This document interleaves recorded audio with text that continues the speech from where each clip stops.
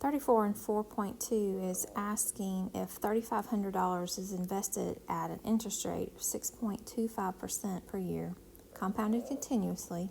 Find the value of the investment after the given number of years, and it's got 3 parts. So there's an A, B, and C part, and the number of years is changing.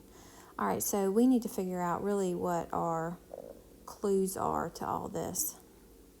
I don't know where that U went. Okay, so the first thing I'm looking for is how many times it's being compounded.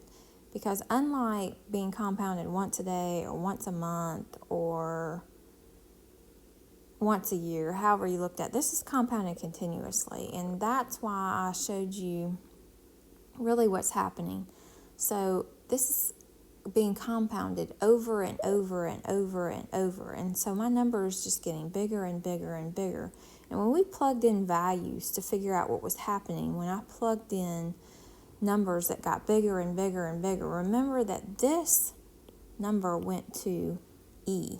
All right, so that's your first clue. I am using my formula where my amount given is going to be my principal times that E value raised to that interest rate times time. Then the next thing I'm going to do is look through this and go, okay, what am I given and what am I looking for? Notice the question is asking for the value of the investment after the given number of years. Well, that's what this is. So that's going to be your unknown, which means you can only have one unknown. Everything else has to be filled in order for you to find it.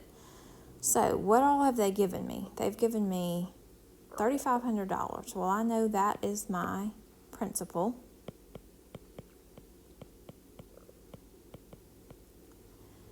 E is not going to change. R, that's my interest rate, and that's 6.25%, and that percent means per 100, so I'm going to divide by 100 or move 2 places to the left, so that's going to be 0.0625 because I want that written as a decimal. And then my time is all going to depend on the A, B, and C. That's the only thing that's going to change in my A, B, and C is the time.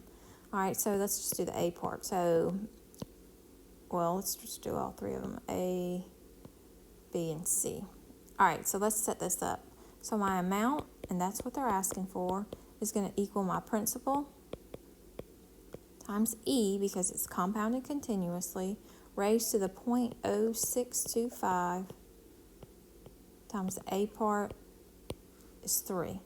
And I've already shown you how to do this on your calculator. If you don't remember, you should do 3,500 times E raised to that caret top, and probably put that in parentheses. Put the 0.0625 times 3 in parentheses, and then enter, and that should give you the right answer.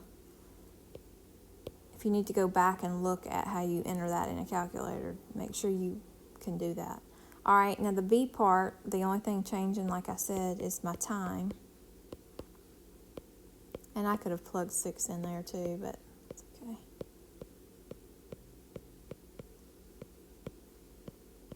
And then my C part is just going to be the same thing, except I want to know what it's going to be after 9 years.